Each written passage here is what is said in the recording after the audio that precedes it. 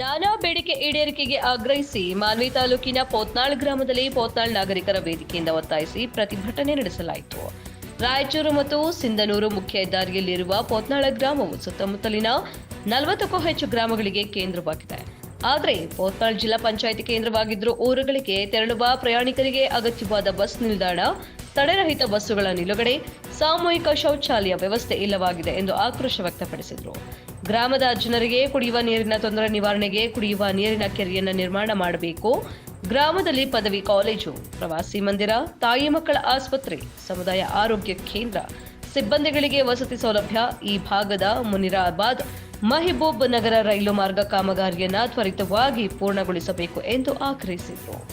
ಈ ಒಂದು ಪೋತ್ನಾಳ್ನಲ್ಲಿ ನಡೀತಕ್ಕಂಥ ಈ ಒಂದು ಹೋರಾಟ ಕೇವಲ ಯಾವುದೋ ಒಂದು ಗ್ರಾಮದ ಯಾವುದೋ ಒಂದು ಜನಾಂಗಕ್ಕೆ ಸಂಬಂಧಿಸಿರ್ತಕ್ಕಂಥ ಹೋರಾಟ ಅಲ್ಲ ಬಂಧುಗಳೇನುವಂಥದ್ದನ್ನು ನೀವೆಲ್ಲರೂ ಕೂಡ ಸ್ಪಷ್ಟವಾಗಿ ನೀವು ಮನವರಿಕೆ ಮಾಡಿಕೊಳ್ಳಬೇಕಂತಕ್ಕಂಥದ್ದನ್ನ ನಾನು ಈ ಸಂದರ್ಭದಲ್ಲಿ ಹೇಳಕ್ಕೆ ಬಯಸ್ತೇನೆ. ವಿಶೇಷವಾಗಿ ಇಲ್ಲಿರ್ತಕ್ಕಂಥ ಈ ಭಾಗದ ಜನಪ್ರತಿನಿಧಿಗಳಿಗೆ ಗಮನಕ್ಕೆ ನಾನು ತರಬಯಸ್ತೇನೆ. ಈ ಭಾಗದಲ್ಲಿ ಏನು ಇವತ್ತು ಮಹಿಳೆಯರು ವಿಶೇಷವಾಗಿ ಶೌಚಾಲಯ ಮಾಡಲಿಕ್ಕೆ ಆಗದಂತ ಪರಿಸ್ಥಿತಿ ನಿರ್ಮಾಣವಾಗಿದೆ. ನಮ್ಮ ತಾಯಂದಿರು, ನಮ್ಮ ಅಕ್ಕಂದಿರು, ನಮ್ಮ ಶಾಲೆ ವಿದ್ಯಾರ್ಥಿನಿಯರು ಎಲ್ಲಿ ಶೌಚಾಲಯ ಮಾಡ್ಬೇಕ್ರಿ? ಎಲ್ಲಿ ಶೌಚಾಲಯ ಮಾಡಬೇಕು?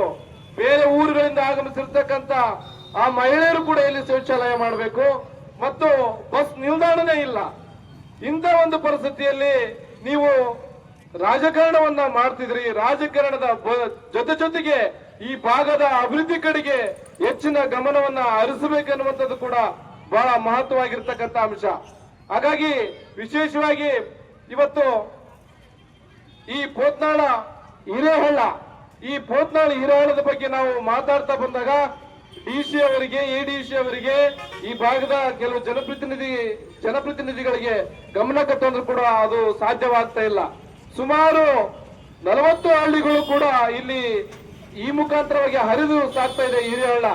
ಇಲ್ಲಿ ಆ ಹಿರೇಹಳ್ಳ ಇವತ್ತು ಈ ಅಕ್ರಮ ಮರಳು ದಂಧೆಕೋರರಿಂದಾಗಿ ಇವತ್ತು ಆ ಹಿರೇಹಳ್ಳ ಬರಡಾಗಿದೆ. ಇವತ್ತು ಜಾಲಿಯನ್ನು ಬೆಳೆದು, ಜಾಲಿ ಕಂಟಿ ಬೆಳೆದು ಕಾಡಾಗಿ ನಿರ್ಮಾಣಗೊಳ್ತಾ ಇದೆ. ಅದಕ್ಕಾಗಿ ಭೂ ಮತ್ತು ಗಣಿ ಇಲಾಖೆಯ ಅಧಿಕಾರಿಗಳು ಕೂಡ ಮುಂದಿನ ದಿನಗಳಲ್ಲಿ ಈ ಬಗ್ಗೆ ತೀಕ್ಷ್ಣವಾಗಿ ಅದರ ಬಗ್ಗೆ ಜವಾಬ್ದಾರಿಯನ್ನು ವಹಿಸಿ ಅದಕ್ಕೆ ಪ್ರತಿಕ್ರಿಯೆಯನ್ನು ನೀಡಬೇಕು.